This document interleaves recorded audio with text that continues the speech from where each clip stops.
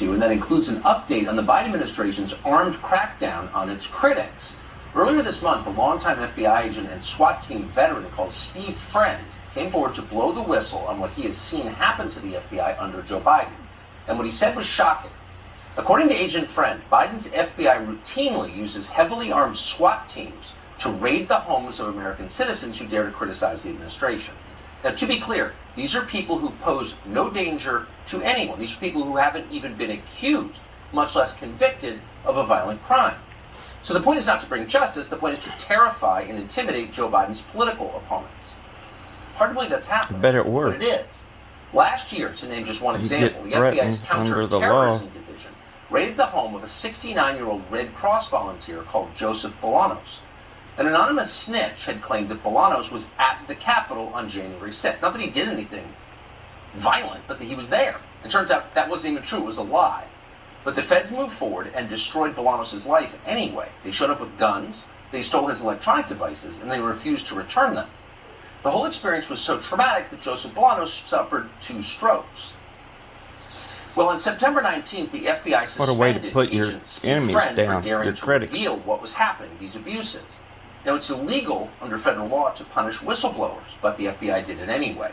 And then, 4 days later, with Friend out of the way, on the morning of September 23rd, no, it's illegal. 2 strokes. Well, on September 19th, the FBI suspended Agent Steve Friend for daring to reveal what was happening, these abuses. Now, it's illegal under federal law to punish whistleblowers, but the FBI did it anyway. And then, 4 days later, with Friend out of the way, he gets his money back and job back. A team of nearly 30 FBI agents, bristling with automatic weapons, raided the home of yet another harmless man with no criminal record. That man's name was Mark Houck. Houck is 47. He's a leader in his local Catholic community. FBI agents pointed rifles at Houck and his wife in front of their 7 children. Once again, to be clear, Houck is not a terrorist. He's never been accused of terrorism. He is instead a pro-lifer. Houck founded an organization called the King's Men. It's a pro-life group that encourages men to be leaders in their communities. Now, to give you a sense of who Houck is, we want to play this for you. Here he is describing the experience he had earlier this year praying outside an abortion clinic with his son. A woman came out who had an abortion, and we offered her some post-abortion healing. And, we just said, we'll pray for you. And as we were praying, the sorrowful mistress, I brought my son over. I said, come on, let's kneel down. We're going to do this, and we're going to leave. She got into it.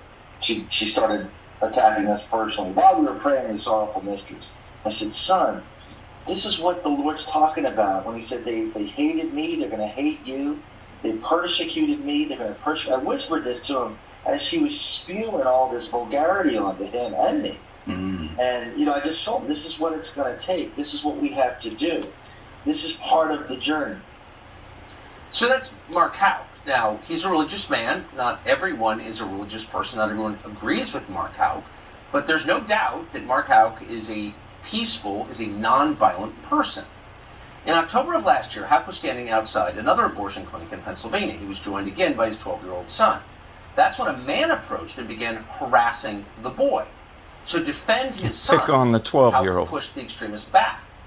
That was it.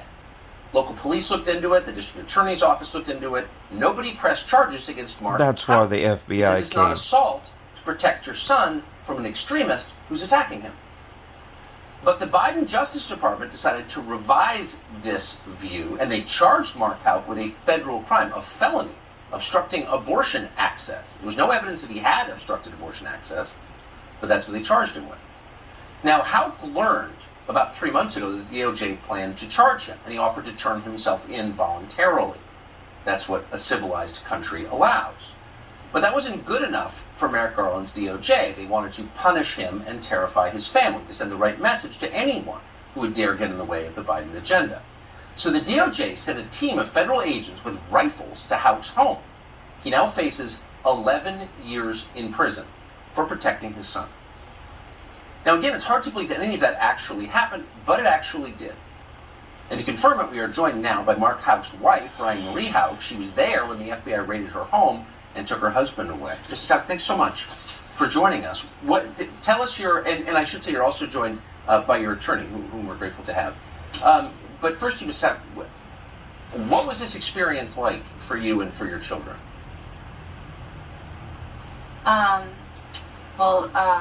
It was devastating. I mean, you can imagine it's hard to even express the victimization and, how traumatized we all are due to this unnecessary thing that happened to us, so. Bullying. How many FBI agents, it's hard even to imagine, given that neither you nor your husband nor any of your 7 children have been charged with a violent crime or accused of violence.